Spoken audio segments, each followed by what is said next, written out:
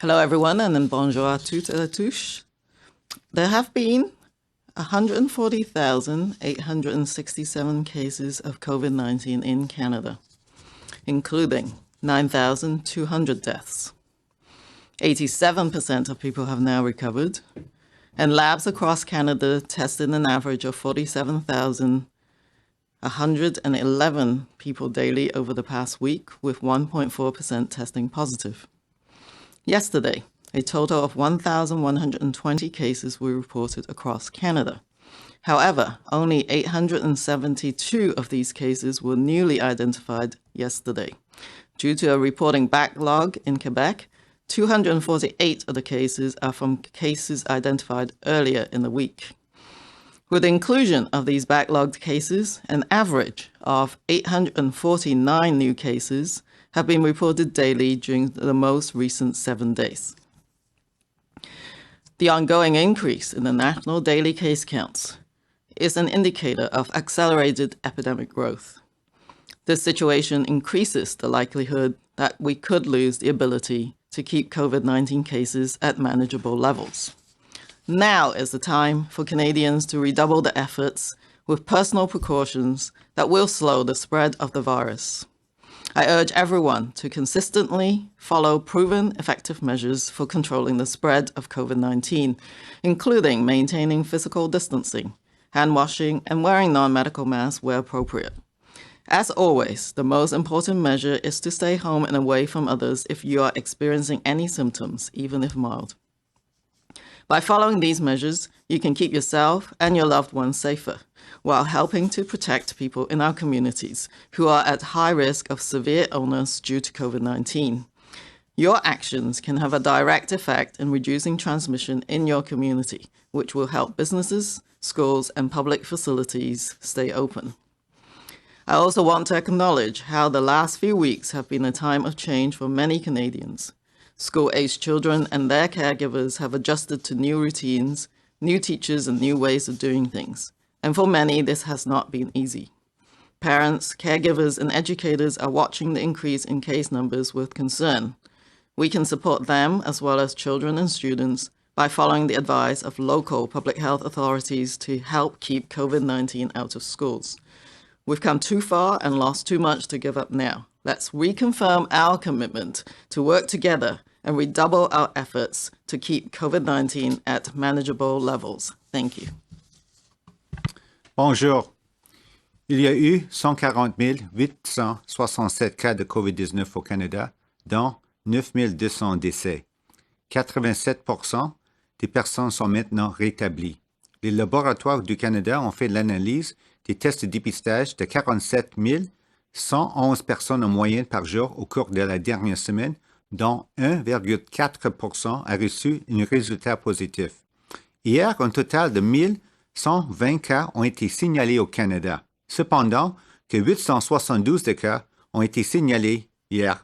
En raison d'un retard de déclaration au Québec, 248 des cas proviennent des cas dépistés plus tôt dans la semaine. Compte tenu de ces cas dont la déclaration a été retardée, une moyenne de 449 nouveaux cas ont été signalés quotidiennement au cours des 7 derniers jours. L'augmentation constante du nombre quotidien de cas à l'échelle nationale est un indicateur de l'accélération de la croissance de l'épidémie. Cette situation augmente la probabilité que nous ne puissions plus maintenir le nombre de cas de COVID-19 à un niveau gérable. Le moment est venu pour les Canadiens de redoubler d'efforts en prenant des précautions personnelles qui ralentiront la propagation du virus. On demande instamment à chacun de suivre systématiquement les mesures qui ont fait leur preuve pour contrôler la propagation de COVID-19, notamment en maintenant une distance physique, en se lavant les mains et en portant des masques non médicaux, le cas échéant. Comme toujours, la mesure la plus importante est de rester à la maison et à l'écart des autres si vous présentez des symptômes, même faibles. En suivant ces mesures, vous pouvez vous protéger et protéger vos proches tout en contribuant à protéger les personnes de nos communautés qui courent un risque élevé de tomber gravement malades si elles sont atteintes de l'effet direct sur la réduction de la transmission dans votre communauté ce qui aidera les entreprises, les écoles et les installations publiques à rester ouvertes.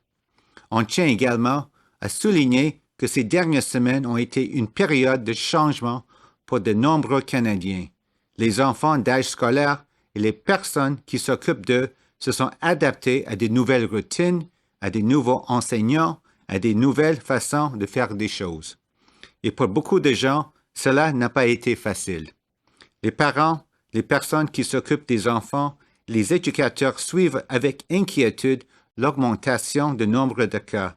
Nous pouvons les aider, ainsi que les enfants et les étudiants ont les autorités locales de santé publique pour éviter que la COVID-19 ne soit transmise à l'école. Nous avons accompli trop de choses et nous en avons perdu trop aussi pour abandonner maintenant. Réitérons notre engagement à travailler ensemble et redoublons d'efforts pour maintenir le nombre de cas de COVID-19 à un niveau gérable. Merci. Thank you, doctors. We will now open the phone line to questions. Vous pouvez poser vos questions dans l'une des deux langues officielles. We ask that you limit yourself to one question and only one follow-up. For those asking questions in the room, we ask that you make your way over to the freestanding mics. We'll start on the phone as usual. Operator, over to you. Thank you. Merci. As a reminder, please press star one at this time if you have a question. S'il vous plaît, appuyez sur étoile 1 maintenant pour poser une question. La première question est de Émilie Bergeron de l'agence QMI. À vous la parole. Oui, bonjour, Dr. New et Dr. Tam. La santé publique d'Ottawa dit qu'on est présentement dans la deuxième vague. À l'échelle canadienne, est-ce on peut dire qu'on est dans une deuxième vague? C'est Dr. New. Merci pour la question. Je pense en effet c'est difficile pour prononcer pour qu'est-ce qui se passe à travers tout le pays. Il y a toujours une réalité, une situation épidémiologique qui est différente, qui varie d'une région à l'autre. Ce que Dr. Etches constate, c'est selon les données et la situation épidémiologique à Ottawa, peut-être que c'est différent avec ce qui se passe actuellement, peut-être au Yukon. Donc, je pense que c'est difficile pour nous autres de déclarer en général qu'est-ce qui se passe actuellement pour tout le pays. Mais ce qu'on voit et ce qui est inquiétant, c'est qu'il y a une augmentation de cas un peu partout dans le pays. C'est sûr, il y a quelques provinces, par exemple dans les provinces d'Atlantique, qui n'ont pas beaucoup de cas, mais dans les grandes provinces comme la Colombie-Britannique, Alberta, Ontario, Québec, on voit avec inquiétude une augmentation des cas pendant plusieurs semaines. Donc, je pense que c'était peut-être un peu trop pour déclarer c'est comme une deuxième vague, comme Dr. H. a dit pour Ottawa, mais c'est sûr que l'augmentation, c'est une tendance qui nous inquiète. Thank you, Doctor. And for everyone's interest, would you mind repeating that in English as well, please? Dr. Etches has said that there's a second wave here in Ottawa, and certainly I respect what she's saying because she obviously has the information, the statistics, the data, what's happening at a local level in Ottawa.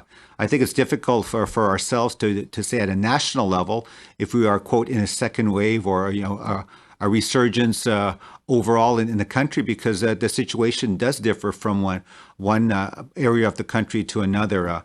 But what we are seeing is that certainly in the four biggest provinces, British Columbia and Alberta and Ontario and Quebec, that the case numbers have been going steadily, up and increasing for quite a number of weeks, and certainly that's concerning. But at the present time, there are parts of the country that aren't having a lot of cases, for example, in the Atlantic provinces, and so taking all that into Canada, that we are, quote, in a second wave, but certainly we're going to be following closely, and we are, I think, everyone's concerned about the ongoing increase, or I would say the trend is going the wrong way. Thank you, Doctor. Émilie, question suivie? Oui, bien sûr. Justement, je comprends qu'on peut pas. La situation varie d'un endroit à l'autre. Mais les règles pour les rassemblements intérieurs et extérieurs sont différentes d'une province à l'autre. Donc, qu'est-ce qu'on peut faire pour que les gens s'y retrouvent. Par exemple, entre Ottawa et Gatineau, c'est pas la même chose. Donc, qu'est-ce qui pourrait être fait pour que les gens se retrouvent à travers différentes possibles deuxième vagues? Oui, je pense que, merci, c'est Dr. New encore, je pense que c'est très important pour tout le monde, la population générale, de vraiment suivre les consignes des autorités de santé publique locale, parce que c'est vraiment dans votre quartier, votre région, les autorités savent exactement qu'est-ce qui se passe avec la situation épidémiologique. Et s'il y a vraiment des sources, des événements ou une tendance qui prend des mesures de plus, peut-être ajuster les mesures dans, par exemple, les bars ou des restaurants. Je sais qu'est-ce qui se passe au Québec. C'est vraiment pour les autorités à l'échelle locale. Je pense pour la population en général, ce sont les mêmes les bonnes mesures de santé publique qu'on a soulignées plusieurs fois. C'est toujours la distanciation physique, la bonne hygiène des mains, l'utilisation de couvre-visage, rester à la maison si on est malade. C'est vraiment les mêmes choses.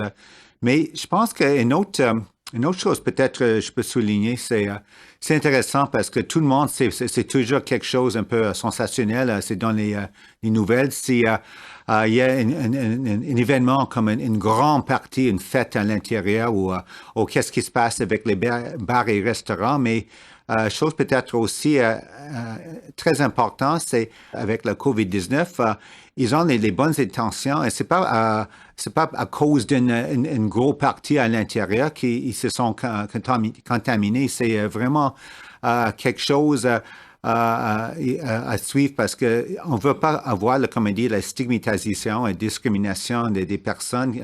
On veut vraiment encourager n'importe qui si on est malade ou peut-être on inquiète, peut-être on est atteint avec la COVID-19, peut-être on est identifié comme un contact. C'est très important d'aller sans être gêné pour un test. Merci. Merci, Doctor. Operator, next question. Merci. Thank you. Our next question is from Christy Kirkup from the Globe and Mail. Please go ahead. Good morning, doctors. Thank you very much for taking these questions. I know that you have been asked in recent days about the very long lineups that we're seeing in different parts of the country in order to get access to testing. I'm wondering if there is concern on the part of federal public health officials that these long lineups are going to serve as a significant deterrent for people going to get a test because it could take many hours for them to get through those lines.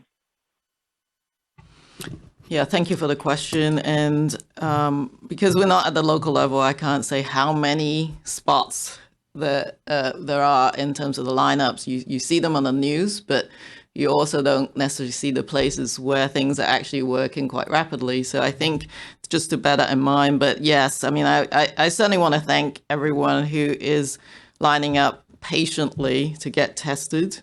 And I think we've heard, particularly from the province of Alberta and Ontario, a reminder now that we need to make sure people who have symptoms, even if you're mild, people who are actual contacts or have exposures are the ones that need to get these tests, not just if you're sort of the word well. So that's very important for making sure that the testing clinics are prioritized for those kind of groups. Of course, they are actively monitoring any outbreaks and testing contacts, even in asymptomatic in those kind of contexts. But I think we still, though, really encourage people to get tested because that's how we're going to detect the initial cases and to break the chains of transmission. What is good news? I mean, having heard about some of these lineups, we went back just to check on the capacity of the province and territories. And it's great news that the capacity is still being increased. And it is now approximately 90,000 tests that across the country provinces can do. That doesn't mean, though, at the local level, there are certain spots where there may be some logistical and other issues that they need to deal with, but that capacity is not stopping. That is still continuing to increase. And so I think that's one aspect of it.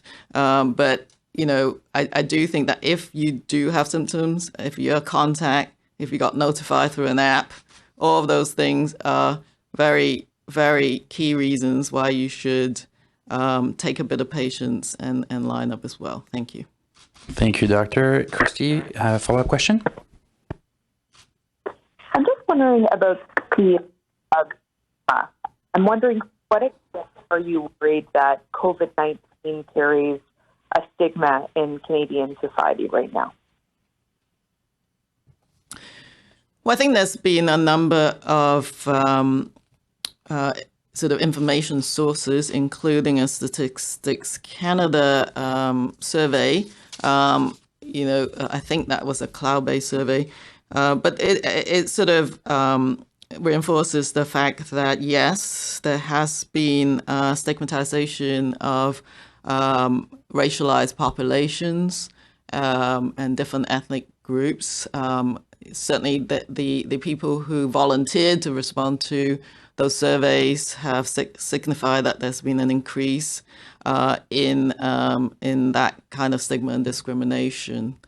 I think what I will urge everyone to remember is that we do know that there's differential impact and health equity impacts on certain racialized, ethnic, and socially, economically disadvantaged populations that we've seen. I mean, you've seen the Toronto sort of sub-population data.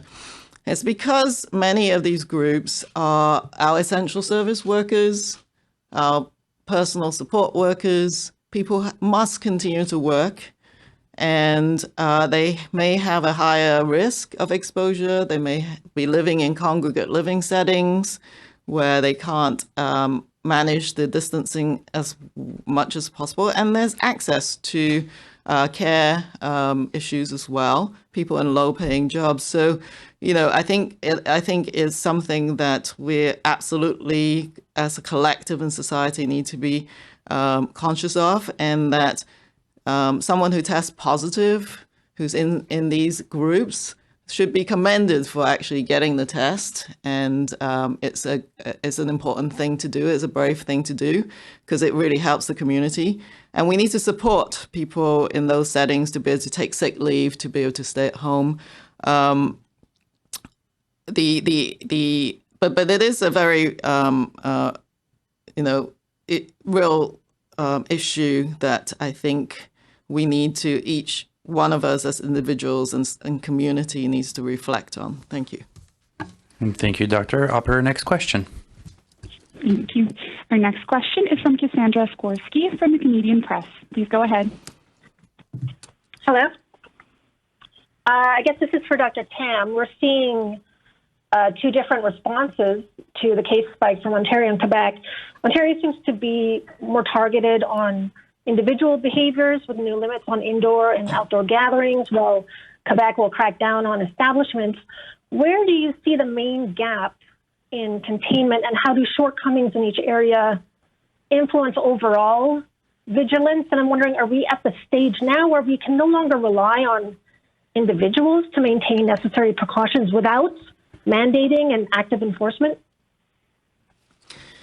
I think there's many different combinations of measures that we've learned, in the last months that can work, but individual behaviors are very, very important. So supporting people I think societal cohesion and making sure our populations understand how important it is to keep up with those public health measures, and that each one of us can make a difference. Every action that we make, every layer of protection we keep up with helps stop transmission, helps change the transmission, and that it continues to be extremely important. I know that according to different data, locally, people might institute different measures in terms of establishments or workplaces or businesses. And the idea across the country, as I discussed with chief medical officers, that they will try to be as targeted as possible, not as blanket as approach as we had to do at the beginning of the initial wave, where we knew very little about the virus. Now there's more data. If the data in a certain area of the country is showing that it is restaurants or bars or nightclubs, that's where the targeted action will take place. But everywhere across this country, the public will continue to play a massive role.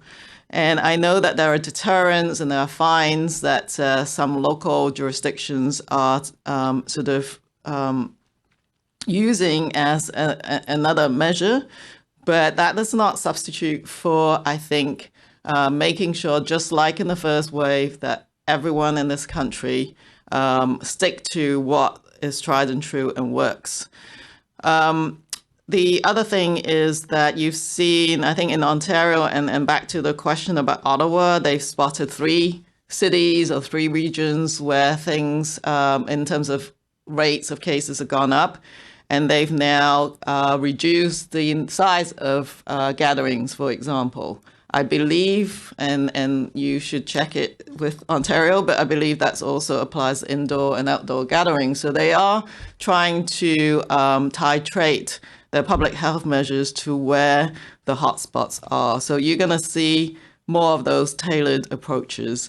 But yeah, people are going to try both. They're going to try to look at reinforcing certain policies, but we can never let go of, improving, enhancing, and supporting the general public in playing their part.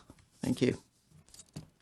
Yeah, it's Dr. New. Maybe I'll just add a point to that. I think that we made the point previously at press conferences is that there's certainly things that governments can do, both at a local level, provincial level, and so on, in terms of be it regulations and enforcement and so on. But at the end of the day, it really does come down to a sense of personal responsibility. Every Canadian knows what to do, I would hope now, in terms of the measures they can undertake themselves. And so it's just a matter of us maybe looking in the mirror and seeing what it is that we could or should be doing in our daily lives, who we interact with, how we conduct our day-to-day activities. And I think that's how we're going to beat this virus. Thank you. Thank you, doctors. Cassandra, follow-up? Yes. The U.S. recently released its distribution plans for the day a safe and effective COVID vaccine is available, including assurances it would be free and that priority groups would get it first, and mention of, I think there was also mention of need for special distribution chain to handle, refrigeration or freezing. So what is Canada's plan and what guidance is being prepared for vaccine distribution? Yeah, Canada, has very, very comprehensive approaches to the whole vaccine implementation. And you're going to see us communicate that as the weeks go by. But we are, getting ourselves ready for if the phase 3 clinical trials yield good results in terms of the safety and the effectiveness of the vaccine. So some of the preparations underway includes working with the provinces and territories. We already have well-established mechanisms for all vaccines in general, but this is bigger and more challenging than any vaccine program we may have to roll out. So working very closely with them because they're the ones deploying the vaccine and the program. We are also leveraging the National Advisory Committee on Immunization. That is a committee of experts that will advise based on the data of the epidemiology of what we will see in terms of the data available from the clinical trials.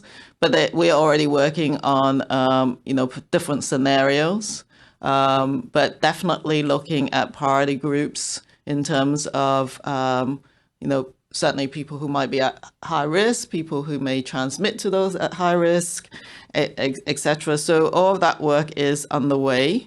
And there'll be more to come. The Vaccine Task Force, of course, is involved with advice on the products and the acquisition.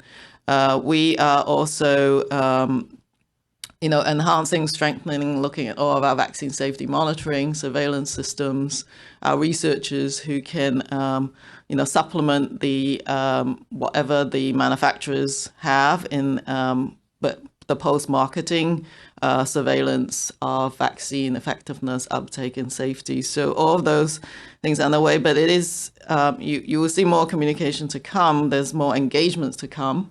But I think the bottom line, though, is that you have to see what some of those vaccine clinical trial data is like. And anything that we potentially put out will be interim until we can readjust yet again with the data that is made available.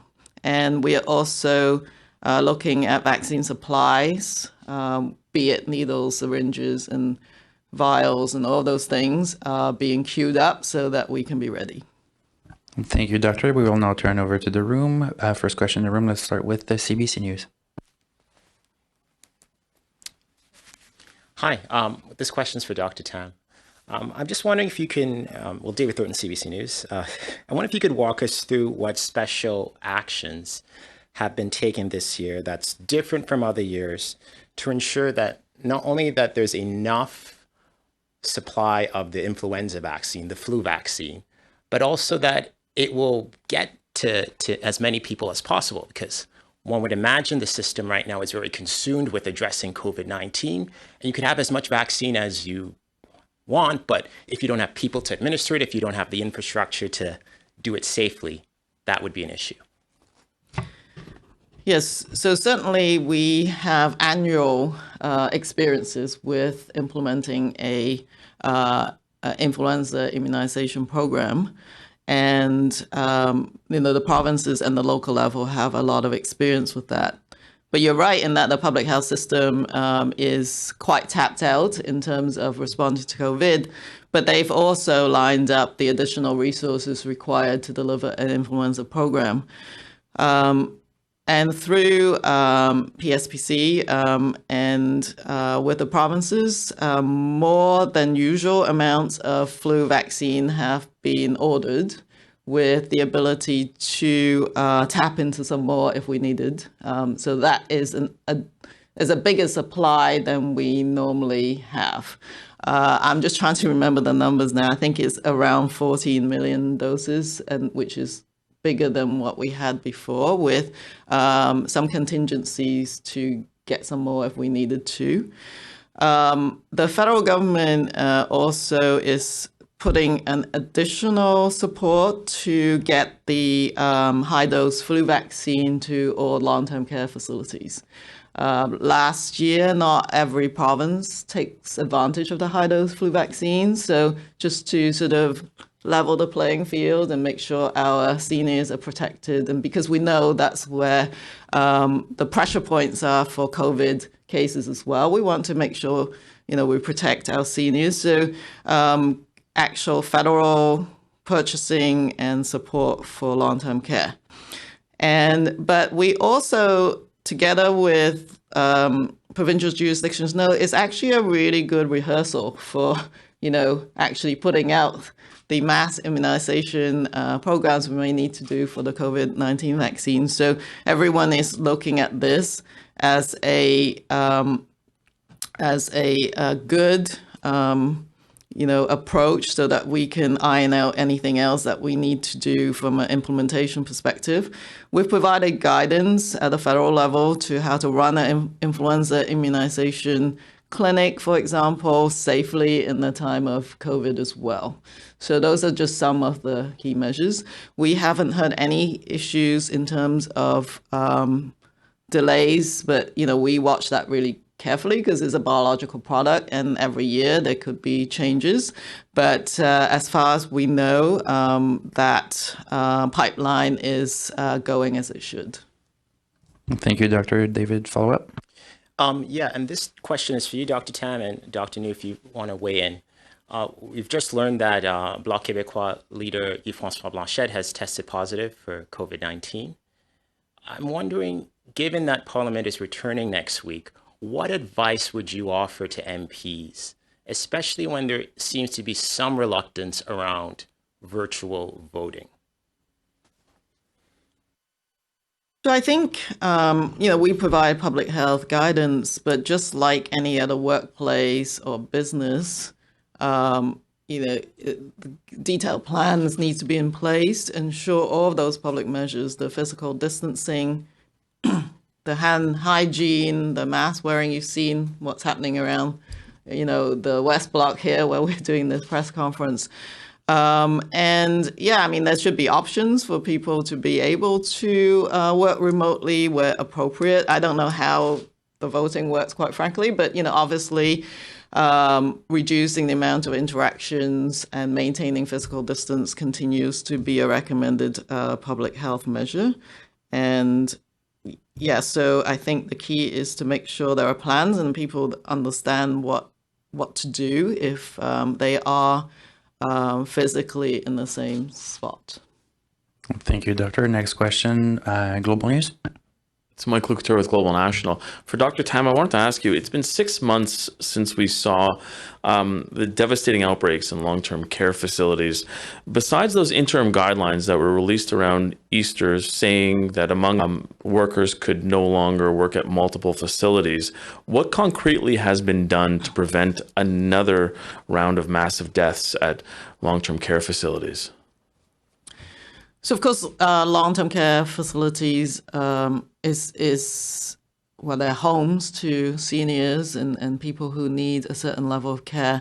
And it's a complex environment, but it is managed by the provinces, but also some might be private sector. So working with that sector has been really critical to enforce, infection prevention control measures. So while we provide guidelines, it's very important for each of those institutions and working for the infection control measures, from the screening of, people who go into the facilities, the ability to physical distance as needed, and be able to provide the kind of sanitation, hand hygiene, and other measures.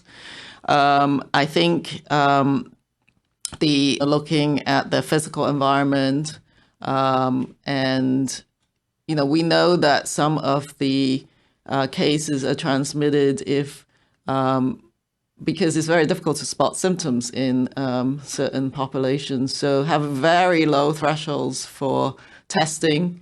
And anytime there's a case, test broadly and widely, including asymptomatic and people with any kind of vague symptoms, is one way of immediately stopping those outbreaks. And supporting the workers, you've just talked about that in terms of not just, it's really supporting to, take sick leave, and all of that is really important because we depend on low wage, as I said, often racialized women in particular. That's really critical to support long-term care facilities. Without them and without supporting them, you could get increased spread, but you could also run out of health workers to properly look after our elders. And so, I think the federal government primarily has been providing, I think, financial support, but it is up to individual institutions, etc. I have heard, if you go around the country, there's different measures being put in place, but I certainly remain concerned that probably not enough is being done in every facility, and every single of these homes need to really shore up their measures. I think what I have seen, though, and we need to watch this really carefully, is right now we're seeing a rise in cases. They've generally been younger population. We're watching to see if there's any increase in outbreak in long-term care. So far, there are some, and then they continue. But in general, the number of persons in each of those outbreaks has been much smaller than what they've been in the initial wave. So I think that's a good sign, but it's not a sign for complacency.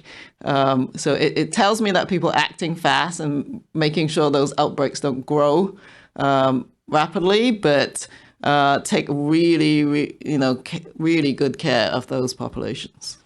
Thank you. Follow up. So I hear your concern, and I understand that the federal government may be limited in what it can do and impose on provinces. But what do you say to families who maybe have a loved one or a parent inside a long-term care facility, saw what happened in the spring, worry, now hearing your concern, are more deaths just inevitable this fall, and that we'll see a repeat because people are probably wondering whether or not they should pull their loved one out of the facility? Well, I think, as I said, that everyone has learned a lot from that initial wave. And as we all know, much of the outbreaks and the deaths occurred in the two largest provinces. And so I think that it is not inevitable. It is, I think, with all of those measures, we should be able to keep seniors safe. But it does mean a concerted effort on everyone's part. The other thing to balance, in speaking with my colleagues in the province territories, they also want to make sure that we balance out the impact of families being able to visit safely, the mental health, isolation of the seniors. So I've heard of some innovation in how provinces are creating safe spaces for families to meet their all their relatives in as safe a manner as possible in these facilities. So really check out where the specific institutions as to what measures they put in place. But, with the increase in testing, with all the different measures that we've learned that works to prevent outbreaks, I'm asking for people not to be complacent, but we know what works. And I do have, I think that people should be able to prevent these outbreaks. And they are smaller, as I've said, any of those outbreaks. So we just need to keep at it and keep strengthening, those measures. And with that, I think we could see a much, much better outcome than what we had in the first wave.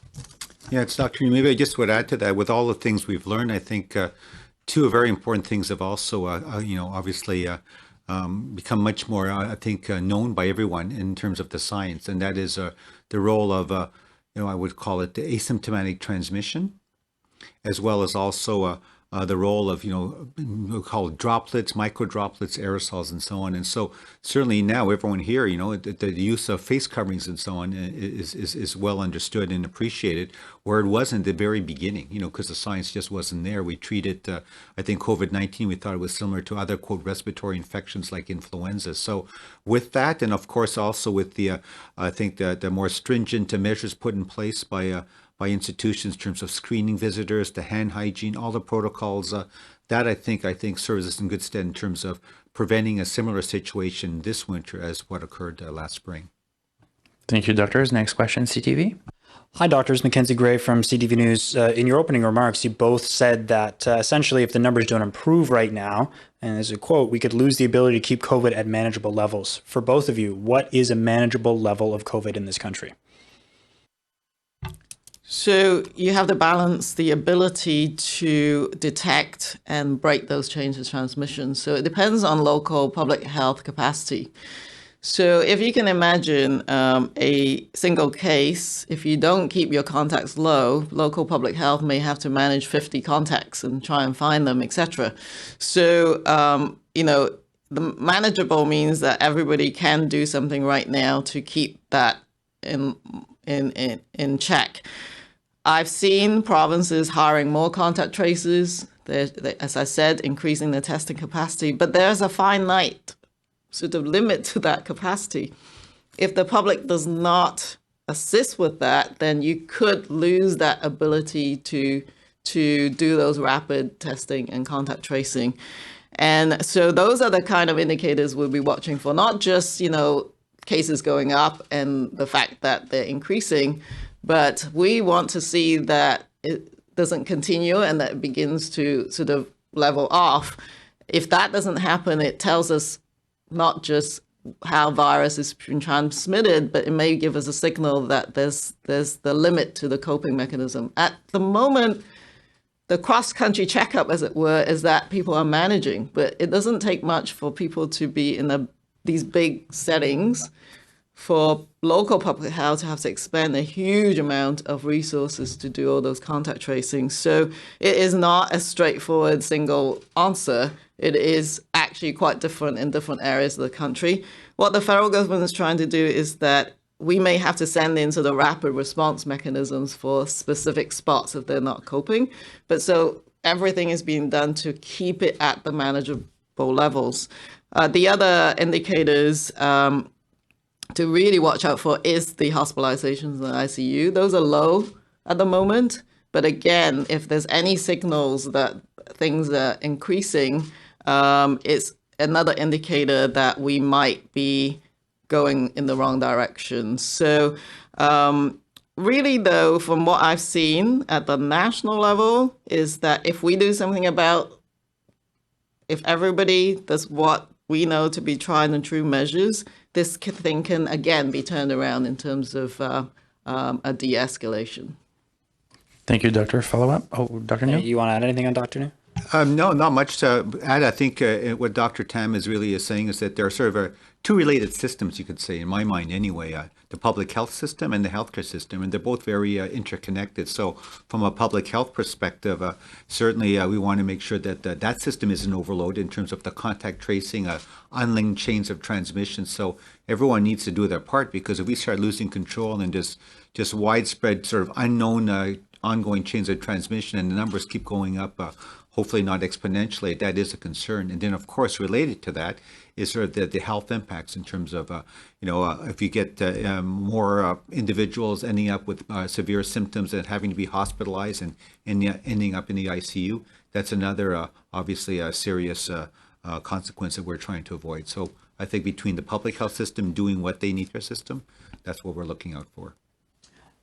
The general approach that both of you have taken, and seemingly most of the provinces have taken, is to essentially, after we dealt with the first wave, relax restrictions and then basically ask Canadians nicely to follow the rules. We've now seen that many groups of people, generally younger people, have not been following the rules, and that in some provinces we've allowed gatherings, in Ontario recently up to 100 outside, that would allow people to be in large groups, which would mean we'd have these larger transmission events. If the asking nicely is not working as it is not now, does that not mean that we then need to go the harder route, which is what we used the first time in the first wave, to have more strict regulations, to lock things down further, to avoid getting to a situation where we overload the healthcare system or get into an unmanageable situation like you were referring to before? Well, I think there's a broad range of measures that public health at the different levels can take. I still strongly believe that getting the public empowered to do what they need to do is still absolutely vital. And the young people, I was reading about London Middlesex and Western University. Now, these highly intelligent young people, they, go out and socialize and in different ways resulted in a cluster. But you can learn from that, and that, I think that age group can innovate and still, learn to live with COVID-19 in safer ways, but not shut down that sort of environment and the ability for them to have to learn in the, higher education setting. So I still firmly believe that a cohesive society and the public is very important. However, local public health and certainly the province have, as you've seen, and I've been told by my colleagues that they want to keep that balance. They don't want to, go back to really restrictive measures as much as they can, but they will do it if they have to. But the difference, I think, between the first wave and the next resurgence is that we want to be as targeted as surgical as possible. So not sort of blanketing the whole province, but perhaps looking at more local realities and seeing if more of these, restrictive measures need to be reenacted. But everybody's trying hard to not go there, but it is something that can happen. But the more likelihood it is that we're going to have to go back to restrictive measures. But yeah, no, the concept is that there shouldn't be, blanket approaches as much as possible. Thank you, doctors. We have time for one more question. We'll turn back to the phone. Opérateur. Merci. La prochaine question est de Lina Dib de la Presse canadienne. À vous la parole. Oui, bonjour. Je voudrais revenir sur l'histoire de la seconde vague à Ottawa. Maintenant que la ville considère que, les autorités de la santé publique dans la ville d'Ottawa considèrent que on est en seconde vague, et à Ottawa, j'aimerais entendre votre opinion sur d'un point de vue de santé publique, sur l'idée que 338 députés et leur staff vont faire des allers-retours d'où ils sont vers une ville qui est en seconde vague. J'aimerais avoir votre évaluation du risque. OK, merci, c'est Dr. New. Merci pour la question. Ouais, ça, c'est une bonne question. Je pense que c'est sûr que le médecin hygiéniste en chef de la ville d'Ottawa, Dr. Etches, elle est responsable pour tout le comité, les résidents, les citoyens qui sont résidents ici dans la ville, à la ville d'Ottawa. Et si on parle des députés du Parlement, d'après moi, ils sont aussi comme des résidents de la ville. Donc, si les députés font des activités à l'extérieur du Parlement, je pense que comme tous les autres résidents dans la ville, c'est important de respecter les consignes des autorités de santé publique d'Ottawa, de distanciation physique, porte de couvre-visage, tout ça, etc. Mais quand on considère qu'est-ce qu'il faut faire pour travailler dans le contexte du Parlement, c'est plus une question pour, je ne sais pas peut-être en français, occupational health, c'est vraiment pour la santé des autorités qui sont responsables pour comment ça fonctionne le Parlement. Donc, les autorités, les spécialistes dans ce domaine, ils connaissent les mêmes mesures de santé publique et c'est vraiment à eux de faire leur évaluation des risques et aussi gestion des risques pour faire des recommandations pour les députés, comment travailler dans un milieu ici, au Parlement, dans un contexte pour assurer la sécurité et la santé des députés et aussi de l'autre personnel dans le contexte du Parlement. D'accord. Moi, just answer a question. Juste un instant, Lina, on va répéter en anglais. D'accord. It's interesting. The question was about what advice we would have for parliamentarians, MPs here. Obviously, because they're in the city of Ottawa, they work in the city of Ottawa, or at least Parliament's in the city of Ottawa, and the Chief Medical Officer of Health for Ottawa, Dr. Etches, has declared that Ottawa certainly is a hotspot, even as she says, in a second wave. My first reaction, thought is that certainly for MPs, when they're outside of the business of Parliament and they're actually, carrying on their daily activities outside of Parliament, they're just like any other resident of Ottawa, and they should certainly respect all of the public health measures with respect to social gatherings, if they go to a bar or restaurant, good hand hygiene, physical distancing, face coverings, all that should certainly be in play.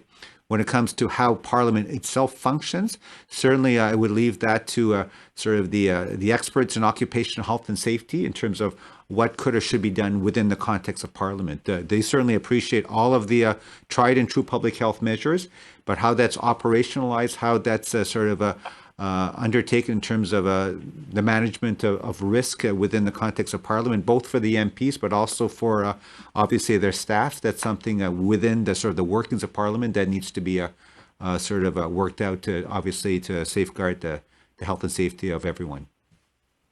Thank you, Doctor. Lina, question de suivi? Oui, alors peut-être ma première question n'était pas claire. Je vous demandais pas quels conseils vous leur donnez à eux pour leur travail ici. Je vous demandais d'évaluer le risque pour le reste du pays, étant donné que ce sont des gens qui font des allers-retours vers une ville où il y a une seconde vague et ils vont et viennent à chaque semaine, normalement, ou peut-être à chaque 2 semaines. Je vous demande d'évaluer le risque pour le reste du pays d'aller constamment en visite dans une ville qui vient de se déclarer en seconde vague de pandémie.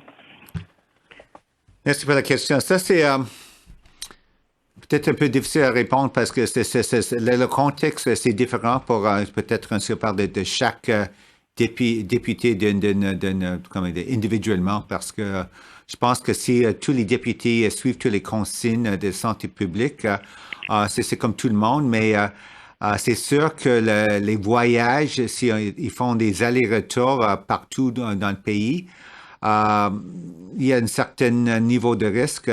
On sait que même prendre les vols, il y a certainement une évaluation, une bonne gestion de risque. Qu'est-ce qu'on fait avant le vol? Qu'est-ce qui se passe dans les vols avec le couvre-visage? Tout ça, c'est quelque chose. Je pense que les députés maintenant sont sensibilisés. Je pense que quand ils sont dans leur conscription, c'est aussi important. Je pense que tout le monde comprend qu'il faut limiter, comme dit, peut-être les interactions, pas faire comme auparavant, se serrer les mains avec tout le monde, tous les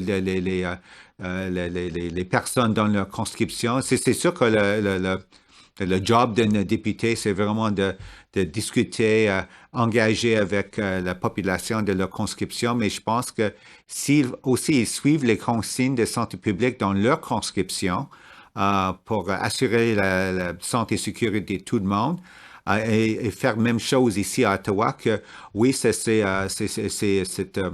bon pour gérer le risque, mais en fin de compte, c'est pas vraiment pour moi. Je pense que tout le monde doit faire une auto-évaluation de leur risque et peut-être que pour quelques-uns, c'est vraiment avec le voyage à distance, tout ça, peut-être c'est mieux, peut-être, travailler virtuellement ou peut-être rester ici à Ottawa. C'est quelque chose, c'est vraiment, il faut avoir des discussions, je pense, au sein des partis individuellement, mais aussi avec les experts ici de santé publique. Est-ce qu'on peut répéter en anglais pour une autre fois? Okay, the question was about what I think about the risk of MPs going back and forth. That's a hard one because certainly it might even come down to sort of an individual sort of assessment of risk for MPs, depending on, where they come from, where they work. I'm just adding on to my answer in French, depending where their riding is, who knows what the activity of, COVID-19 is compared to what it is in Ottawa. I think everyone's very sensitized that certainly you need to follow very, I think, scrupulously, if I can use that word, the measures for public health, both while you're in Ottawa, for anyone, but obviously for the MPs. Then also, if there is this back and forth travel, to also follow very strictly what is recommended in their local riding. I think all MPs certainly understand the work of MPs. It is to engage with obviously their constituents, to, as they say, press the flesh and so on. That was before, and I think now people recognize, and MPs, from what I understand, are not going around sort of shaking hands with everyone and having large meetings and so on. So I think their business has changed. But I certainly think also it's an option that it should be discussed both within parties, but also with the occupational health experts.